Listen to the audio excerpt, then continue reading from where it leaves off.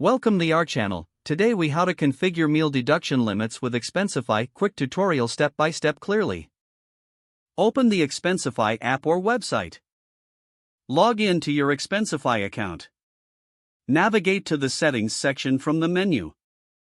Scroll down to find the Policies tab. Select the relevant policy for meal deductions. Click on the Edit button. Locate the meal limits option within the policy settings. Enter the specific limit for meal deductions.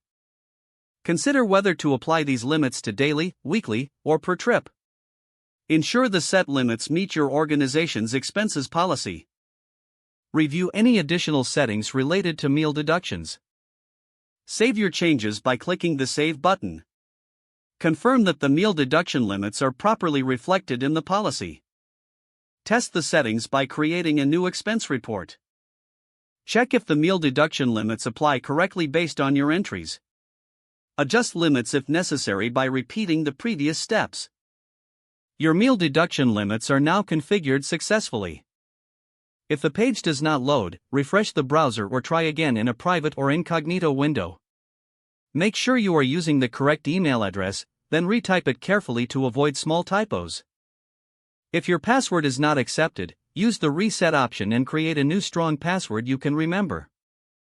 Check your spam folder for verification or security emails, then complete any requested confirmation steps.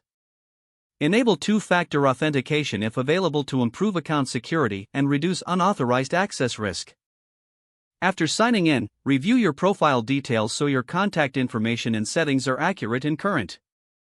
If you see an error message, note it down and try again after restarting your device and internet connection.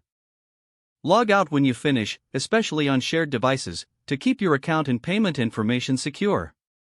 If the page does not load, refresh the browser or try again in a private or incognito window. Make sure you are using the correct email address, then retype it carefully to avoid small typos.